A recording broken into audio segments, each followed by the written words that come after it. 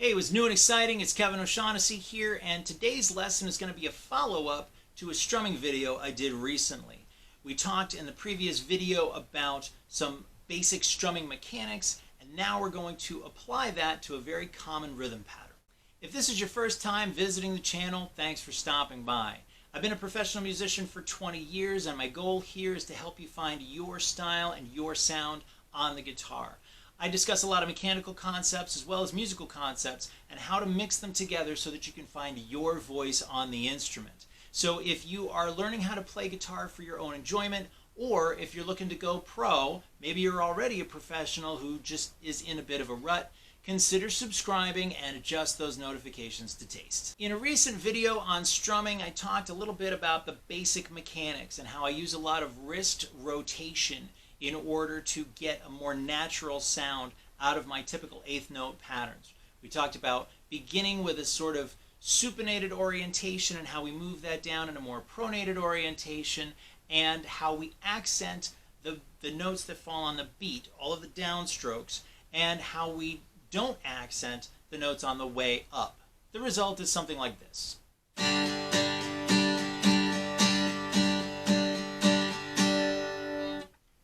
I talked about how when I do the downstroke, I strike all 6 strings, and when I do the upstroke, I generally just hit the treble strings. This way I don't have to accent, I don't have to strike the strings any harder on the way down, but by using all 6 strings, it's naturally a little louder. So today we're going to apply that mechanic to a very common pattern that we find in a lot of guitar instruction books and certainly in a lot of songs.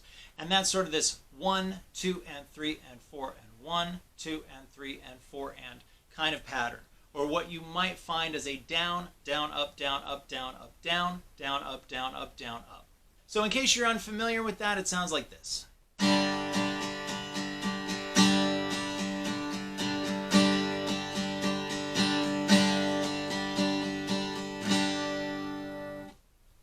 What makes that pattern a little tricky is that we end up skipping an upstroke, and this has thrown a lot of students off. Every time I try to teach this pattern, a lot of students get thrown by that.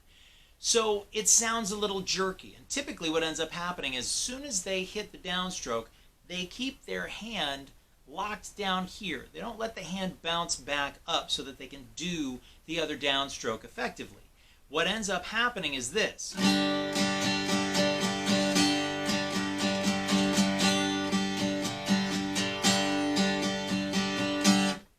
Now that doesn't sound too bad, but you'll notice that what I'm doing is every time the pattern repeats, I start with a different stroke. So the first time I do it, I started with a downstroke, but now my hand is all the way down here and I need to start the next go around with an upstroke. So either that happens or the student holds their hand down here way too long and then they try to jump back up to do the next downstroke only to find that now they're late and the pattern doesn't sound right. All right, I'm exaggerating, but you get the idea.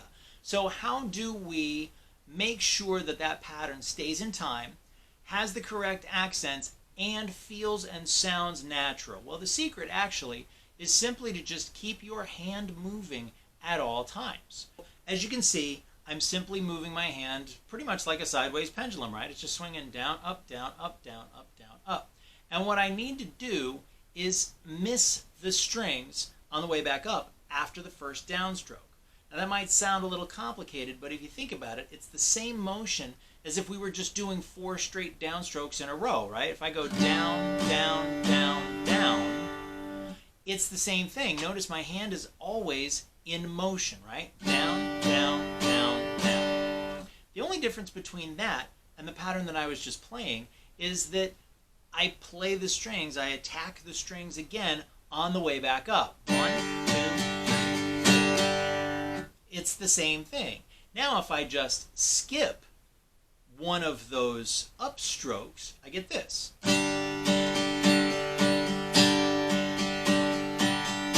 And that's the pattern. Now the beauty of that is you can skip any of those notes, whether they're on the beat or they're in between the beat, right? On the beat or the upbeats. You can skip any one of those and create new patterns. Check this out.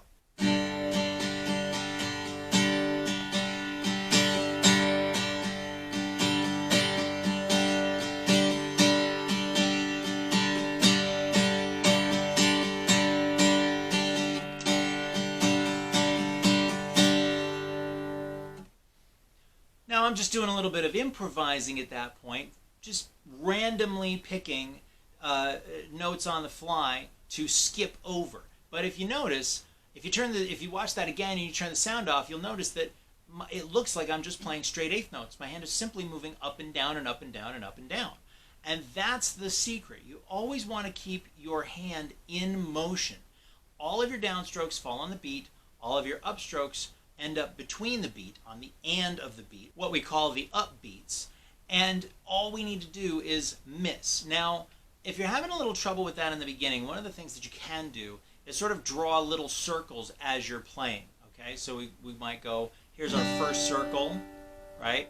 And then we wind that back around. So we go down, up, down, up, down, up, circle, down, up, down, up, down, up, circle, down, up, down, up, down, up.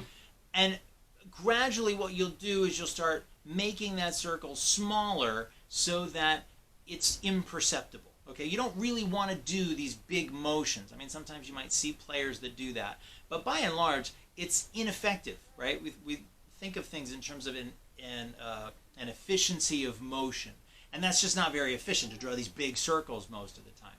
If the song is slow enough, maybe you need to, but I'd be willing to bet that after a while, once you get the hang of this, you won't need to do any of that kind of stuff at all. You can keep it very simple, very relaxed, and simply down, down, up, down, up, down, up, down, down, up, down, up, down, up, down, down, up, down, up, like that, okay?